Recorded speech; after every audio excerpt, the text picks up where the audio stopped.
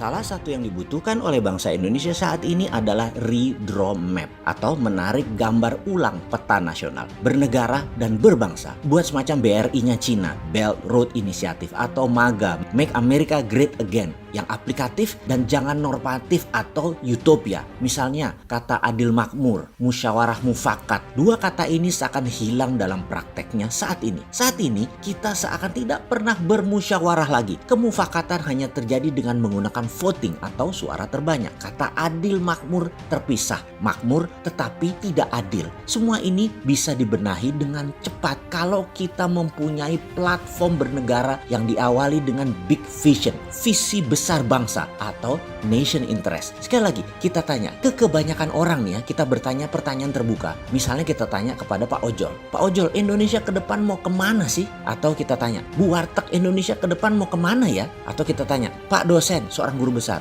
Pak, Indonesia mau kemana ke depannya? Jenderal bintang 2, polisi, kita tanya, Indonesia mau kemana ya? Anggota DPR pusat kita tanya, Indonesia mau kemana Pak? Menteri pejabat sekarang kita tanya, sebenarnya Indonesia mau kemana sih? Kita tanya kepada oligarki saat ini, Indonesia menurut Anda mau kemana arahnya? Kita tanya guru SD, kita tanya tukang penjaga rel kereta api, kita tanya nelayan motor tempel 1, kita tanya petani penggarap sawah orang, kita tanya penyadap karet, kita tanya peladang, kita bertanya dengan pertanyaan yang sama. Samakah jawaban mereka semua? Kalau beda, ada masalah dengan berbangsa pada saat ini. Kalau ditanya jujur menurut saya, hanya 2 presiden Indonesia memberikan nation interest yang clear kepada seluruh rakyat. Jadi waktu ditanya, jawabannya 80% lebih mungkin akan sama, yaitu Pak Karno dengan visinya kemerdekaan, anti-imperialisme dan Indonesia menjadi pemain global. Pak Harto dengan repelitanya. Disinilah kita ingin mengingatkan tentang pentingnya memiliki nation interest. Untuk membuat nation interest kita harus punya platform bernegara untuk melaksanakan PBNU, yaitu Pancasila, Bhinneka Tunggal Ika, NKRI berdaulat dan Undang-Undang 45. Kalau Tiongkok punya BRI, Belt and Road Initiative, kalau Trump punya MAGA, Make America Great Again, maka kita bangun 2 hal, yaitu ke dalam kita punya jalur rempah yang akan membuat adil makmur Nusantara, keluar kita bangun jalur metal atau jalur logam untuk kekuatan diplomasi dan kekuatan perang atau warfare sebagai pemain global atau global player. Maaf, lompat sebentar mumpung keingat. Kalau kita dapat mandat nih ya, maka Kementerian Pertahanan atau Defense Ministry akan kita ubah menjadi Kementerian Perang atau Ministry of War. Bukan DOD lagi atau Department of Defense, tapi Department of War. Menteri perangnya sangar. Jabatan di bawahnya ada Panglima TNI dan Kapolri. Menteri ini adalah jabatan politik. Panglima TNI dan Kapolri adalah jabatan operasional. Trident Trisula ini akan menjadi kekuatan diplomatik yang sangat disegani di ASEAN dan wilayah Indo-Pasifik. Untuk kekuatan shadow-nya akan dibangun CIA-nya Indonesia di bawah kementerian ini, di mana BAIS dan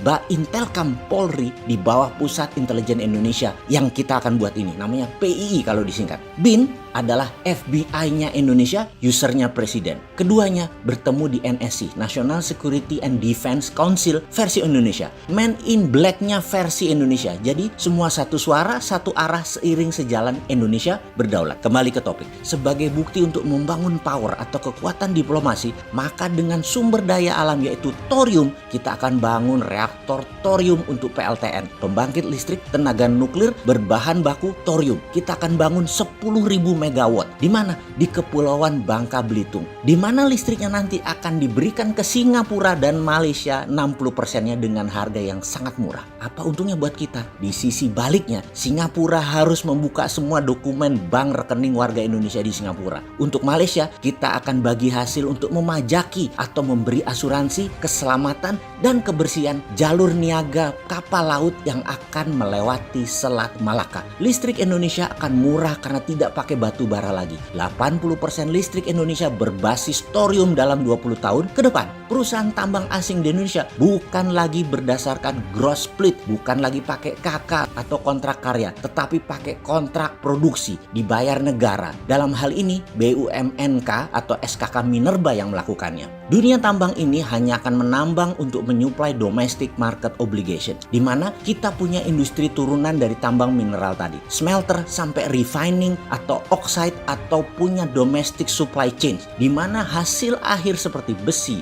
baterai adalah milik perusahaan lokal. kita tidak akan pernah lagi menjual tanah air seperti batu bara misalnya. Tidak ada lagi yang diekspor mentahan. Kita akan jadikan syngas atau metanol dan industri kimia turunan lainnya. Ini semua kalau dikerjakan akan membuat Indonesia menjadi negara kekuatan tawar tertinggi di dunia. Semoga kita tidak hanya mementingkan FDI, foreign direct investment asing ke Indonesia, sehingga melupakan kekuatan sendiri. Jujur, kita takut sumber daya alam kita habis bukan sebagai alat tawar, tetapi buat cari makan.